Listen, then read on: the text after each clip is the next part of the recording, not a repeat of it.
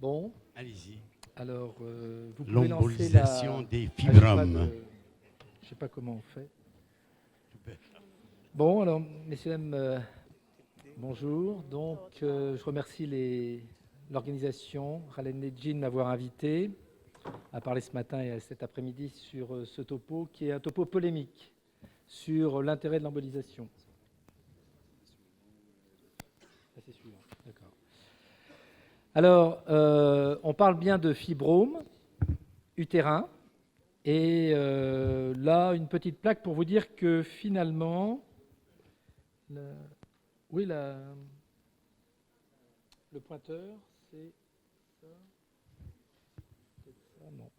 Enfin bref, vous voyez bien que finalement, je dirais l'épidémiologie du myome utérin se situe dans la majeure partie de la vie d'une femme aux alentours de 40-49 ans, c'est-à-dire en genre de périménopause. Dans 61% des cas sur ces deux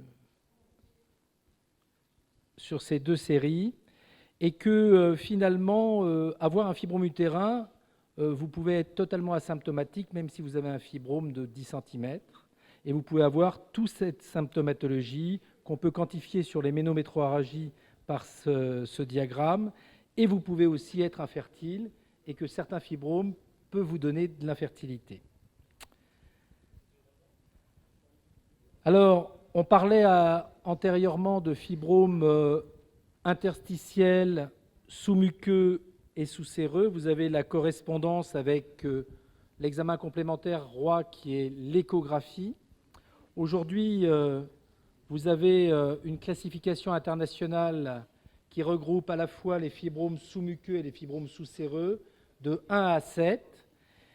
Et vous comprenez bien que quand on parle de fibrome utérin, vous allez avoir des situations anatomocliniques totalement différentes. Vous pouvez en avoir un seul de petite taille, un seul de très grosse taille, et vous pouvez en avoir plusieurs, polyfibromateux, qui peuvent atteindre le mur antérieur et qui peuvent avoir une conséquence sur la vessie, le mur postérieur, et ainsi de suite. Et donc, vous allez avoir des situations cliniques différentes. Vous comprenez bien que sur l'image du milieu, on ne voit pas très bien, mais ce n'est pas grave, vous avez un utérus polyfibromateux, et je ne suis pas certain qu'il faille opérer ce type de patiente, en particulier leur proposer des myomectomies. En revanche, sur ces fibromes en bas, sur la diapo en bas à gauche, vous avez des fibromes sous-séreux. Là aussi, ils sont vraisemblablement asymptomatiques, peut-être pas pour celui du postérieur, pour les femmes infertiles, mais que ces fibromes sous-séreux, ça ne fait peut-être pas bon ménage avec l'embolisation non plus.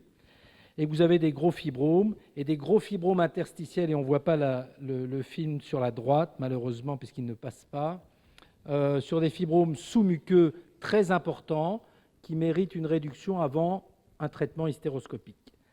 Alors, si je suis un peu provocateur, je vous dirais que est-ce qu'il y a une place pour l'embolisation définitive ou préopératoire? Je dirais qu'il n'y a aucune place pour l'embolisation pour la pathologie myomateuse. Bon, là, je suis un peu provocateur, mais j'ai peut-être raison, mais j'ai peut-être tort, mais je pense qu'il n'y a aucune place. Et je vais essayer de vous le démontrer.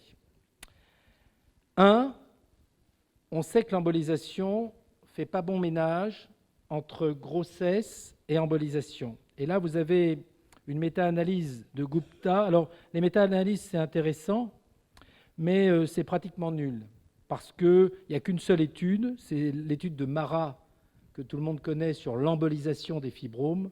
Et vous voyez les chiffres, finalement, le total des inclusions, c'est 40 versus 26. Et il a étudié finalement l'embolisation versus myomectomie. Et il a regardé les accouchements. Eh bien, vous voyez d'emblée que l'accouchement est beaucoup moindre avec l'embolisation qu'avec la myomectomie.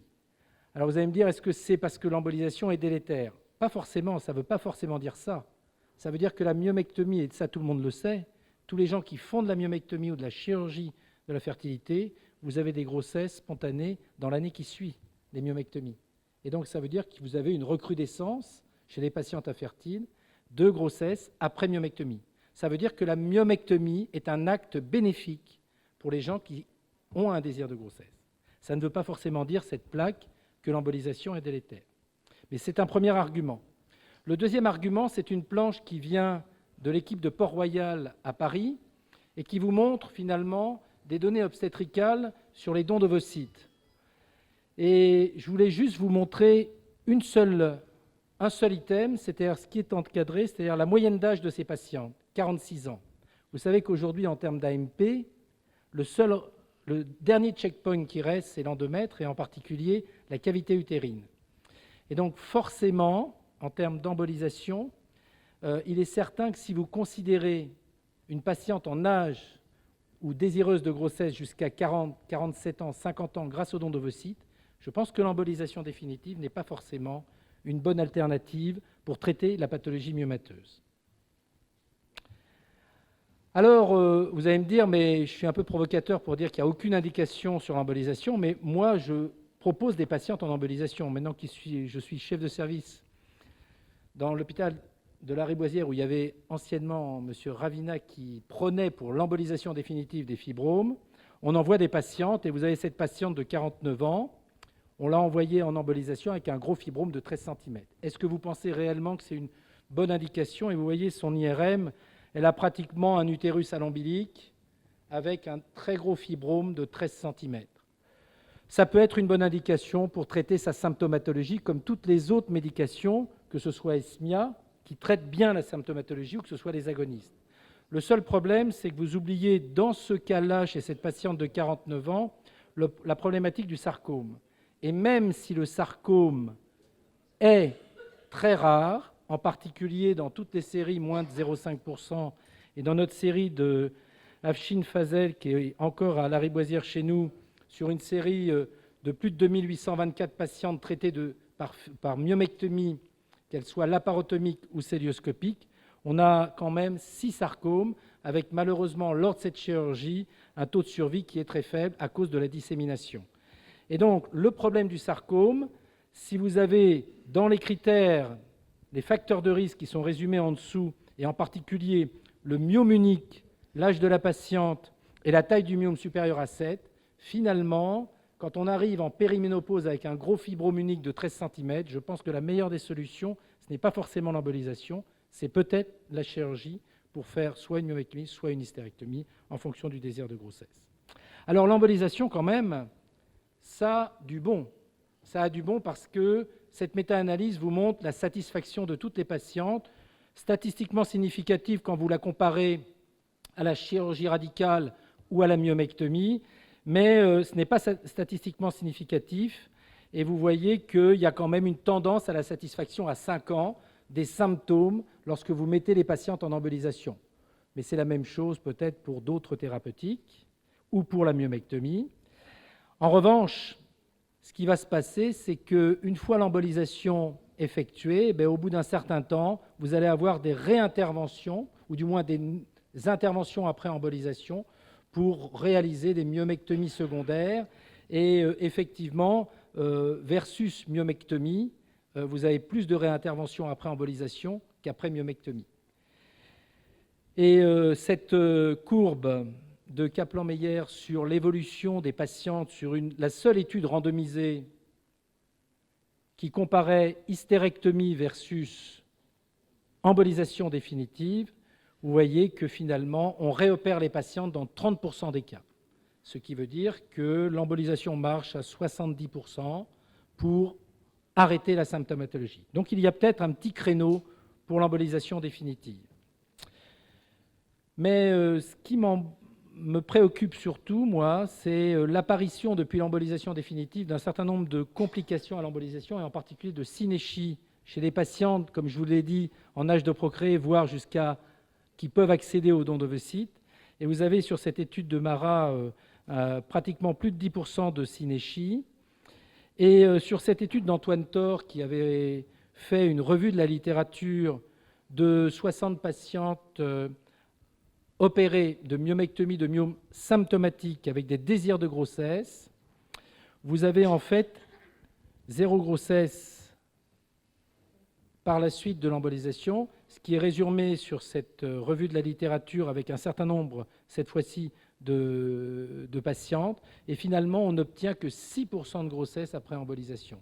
Ce qui montre bien que vraisemblablement l'embolisation définitive pour les fibromes, ou même peut-être préopératoire, altère l'endomètre. Et effectivement,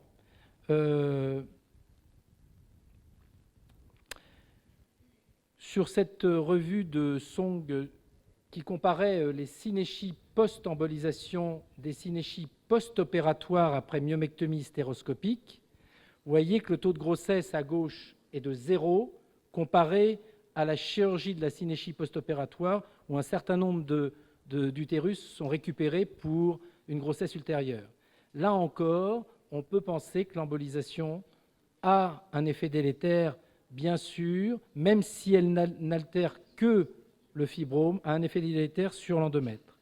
Aujourd'hui, des études en IRM 3 Tesla vous montrent clairement que lorsqu'on regarde l'endomètre, et en particulier la caractéristique endométriale sur les diapositives, il y a un œdème qui se crée après embolisation pour fibrome au niveau de cet endomètre, et cet endomètre, en fait, participe sûrement à un certain degré d'ischémie et doit être délétère à un moment donné sur l'implantation embryonnaire quand on fait de la fécondation in vitro, qu'elle soit spontanée ou médicalement assistée.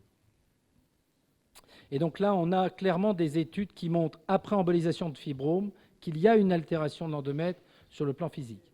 Il y a des études un peu également histologiques que je ne vous ai pas mises. Alors, pour moi, est-ce qu'il y a un intérêt à emboliser de façon définitive, voire préopératoire? Il y a peu de place, à mon avis, à l'embolisation. En tout cas, si vous embolisez de façon définitive, je vous conseille de faire une IRM préopératoire, ce qui est généralement fait puisque les embolisateurs sont des radiologues et aiment bien l'IRM. Ça vous donne quand même une certaine caractéristique du risque ou de la suspicion d'un sarcome sur un myome unique de 13 cm. Et la deuxième chose, c'est vérifier la cavité utérine pour éviter d'emboliser un myome sous-muqueux qui, là encore, pourrait être délétère, soit avec des pertes récurrentes, soit l'apparition de synéchie, d'autant plus que la patiente a encore un désir de grossesse. Donc, à mon avis, pour l'instant, des études sont faites qui ont du mal à inclure actuellement des études sur embolisation et désir de grossesse pour toutes ces raisons, et c'est pour ça que l'embolisation définitive des fibromes a une mauvaise presse. En ce qui concerne finalement l'embolisation préopératoire, eh bien, tout le monde sait que quand vous mettez soit de la médecine, c'est-à-dire en particulier des agonistes, soit des techniques mécaniques, soit de l'embolisation, vous agissez en fait en péropératoire pour aider le geste opératoire à diminuer l'hémorragie péropératoire, donc à diminuer les transfusions, ce qui est marqué dans cette revue de la littérature de Conforti. Malheureusement, avec les agonistes, on aurait pu s'attendre également à une diminution de l'hémorragie. En fait, ce n'est pas le cas sur alors que, personnellement, j'utilise très souvent les agonistes pour opérer des très gros fibromes avec un risque potentiel hémorragique. Toutefois, quand on compare dans cet article de Lucas les effets combinés de la myomectomie laparotomique abdominale pour des très gros fibromes et l'embolisation, vous voyez qu'il y a quand même une certaine différence entre les complications post-opératoires, et il est certain que qui ne tente rien n'a rien. Quand on n'opère pas, on n'a pas de complications. Enfin, quand on compare les différents groupes de embolisation préopératoire, pas de préparation et utilisation finalement d'un procédé mécanique, eh bien, il y a très peu de différence dans les différents groupes quand on analyse, en particulier le temps opératoire, etc., etc. Et enfin, si vous analysez en fait le coût de l'embolisation, qu'elle soit définitive versus, parce que c'est ce qu'il y a de plus flagrant, versus hystérectomie vaginale d'une équipe de, je crois, de Poitiers à l'époque, en 2013, vous montre finalement que le coût, quand vous additionnez l'ensemble des petites charges hospitalières, en particulier dans le système français, vous arrivez pratiquement à 2400, vous arrivez au même coût. Alors, vous allez me dire, est-ce qu'il faut réellement, pour l'embolisation préopératoire, utiliser finalement l'embolisation préopératoire pour faire de la myomectomie de très gros fibromes qui risquent de saigner? Vous pouvez lancer le film, s'il vous plaît? Bien, en fait, il y a une technique qui est assez simple, en dehors du tire-bouchon, hein, qui est un tire-bouchon, oui, parce que nous avons l'habitude, nous, de déboucher quelques bouteilles que l'on introduit dans le fibrome à resséquer. Et finalement, ce qui va coûter peut-être moins cher, c'est peut-être l'idée de la sonde urinaire que vous allez passer en paire opératoire de chaque côté du ligament large et qui va vous permettre de faire une hémostase temporaire des artères utérines. Et effectivement, ce petit moyen où on passe une sonde urinaire que l'on serre au niveau de l'isthme utérin, un genre de cerclage péropératoire que vous enlevez, bien sûr, que vous enlevez après l'intervention, eh bien, ça vous permettra de réaliser une bonne hémostase péropératoire. Et je pense que ce petit moyen est beaucoup moins cher, du moins en termes coût, efficacité, que l'embolisation. Je vous remercie de votre attention. Merci. Merci, Monsieur Benifla.